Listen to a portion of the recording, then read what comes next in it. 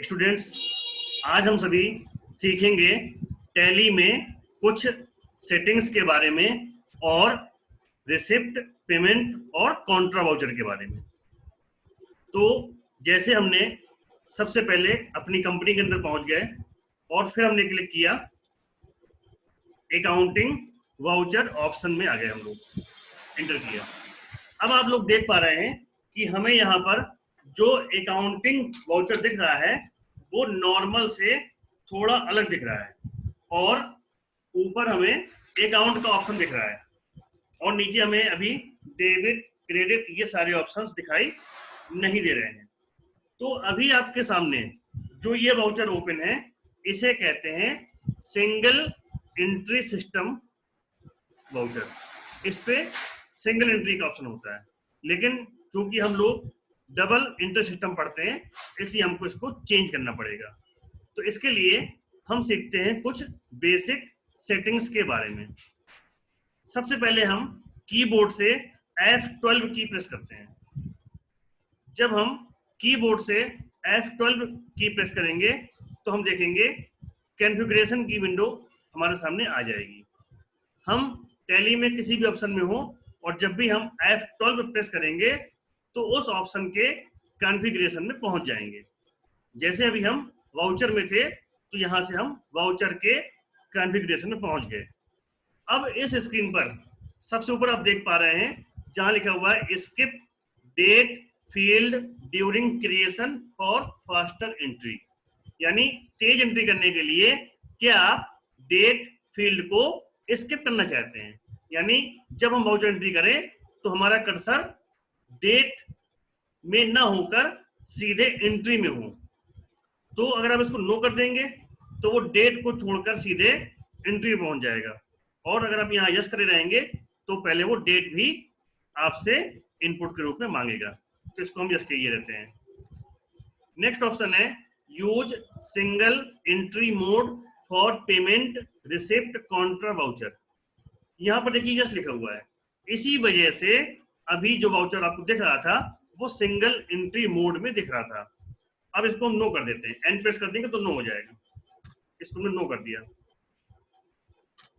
फिर देखिए लिखा हुआ है use payment receipt as contra voucher, यानी क्या रिसिप्ट पेमेंट को भी हमें कॉन्ट्रा जैसे यूज करना है।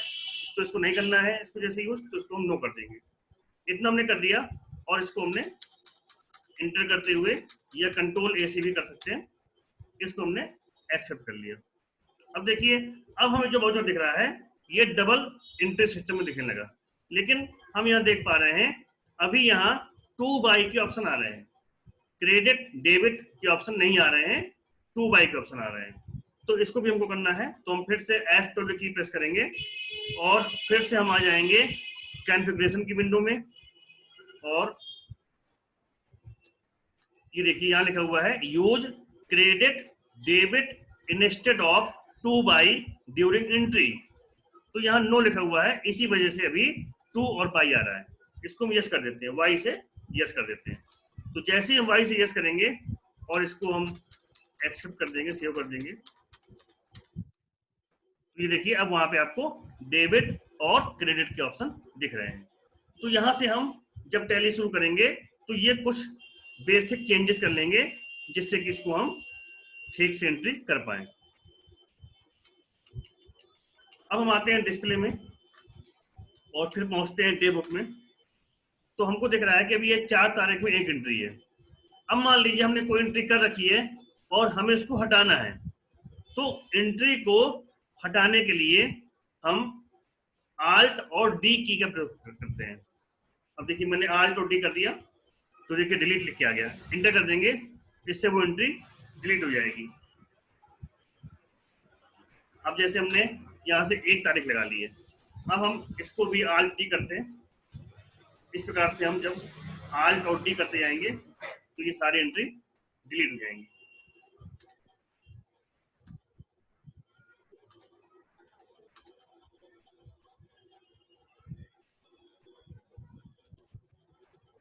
रिसिप्ट और पेमेंट की एंट्री करने के लिए या कोई भी एंट्री करने के लिए हमें सबसे पहले आना होगा अकाउंटिंग वाउचर्स में।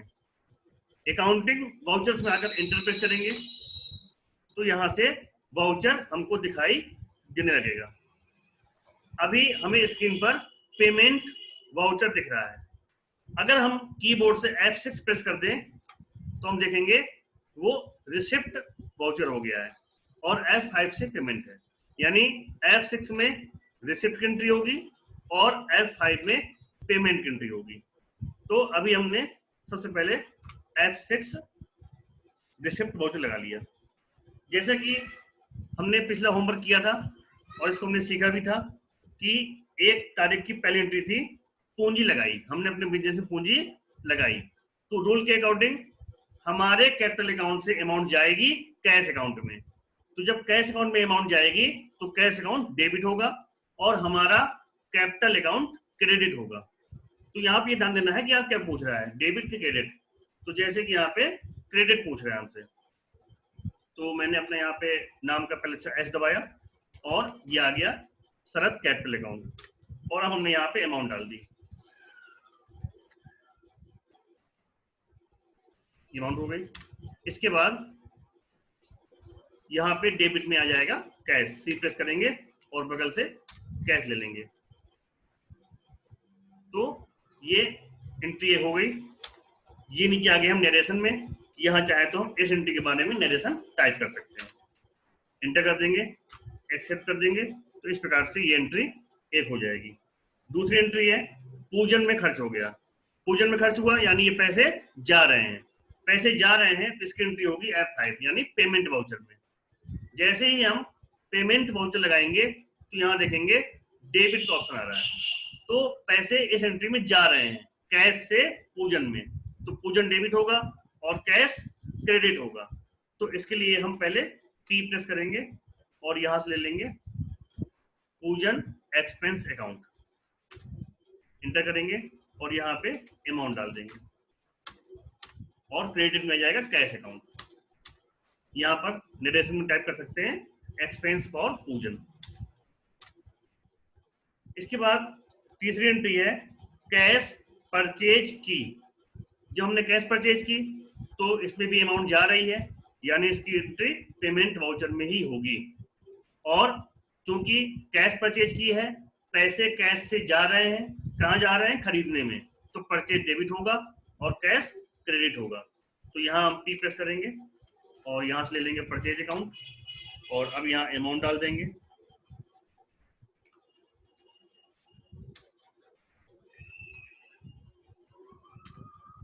यहाँ पर नेम ऑफ आइटम क्वांटिटी पूछ रहा है, अब इसको हम स्किप कर देते हैं। जब हम लोग नेक्स्ट चैप्टर में आएंगे तो यहाँ पे हम स्टॉक की एंट्री भी करेंगे। अब यहाँ अमाउंट डाल देते हैं, क्रेडिट हो जाएगा कैश। नरेशन में कैश मेमो नंबर या जो भी हम डिटेल डालना चाहें वो यहाँ डाल सकते हैं। इसके बाद नेक्स्ट एंट्री है नगद बिक्री की, कैश सेल्स। जब हमने कैश सेल की तो हमारे पास में अमाउंट आएगी, अमाउंट आएगी तो कैश अकाउंट डेबिट होगा और आ कहां से रही है, सेल से, तो सेल्स अकाउंट क्रेडिट होगा। सबसे पहले हम लगा लेंगे रिसिप्ट वाउचर। अब यहाँ पूछ रहा है क्रेडिट, तो एस प्रेस करेंगे और यहाँ ले लेंगे सेल्स अकाउंट, इसको स्किप कर देते हैं और यहाँ अमाउंट डाल देंगे, डेबिट हो जाएगा कैश। यहाँ पर भी हम कैश मेमो नंबर टाइप कर सकते हैं।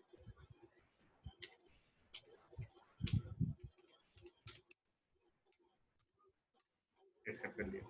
इसके बाद अगली एंट्री है फिर से कैश परचेज की। जब हमने कैश परचेज की तो इसकी एंट्री पेमेंट वाउचर में होगी, क्योंकि अमाउंट जा रही है तो कैश होगा क्रेडिट और जा रही है अमाउंट परचेज के लिए, तो परचेज डेबिट होगा। तो P प्रेस करेंगे, ये आ गया परचेज अकाउंट। अब यहाँ अमाउंट डाल देंगे,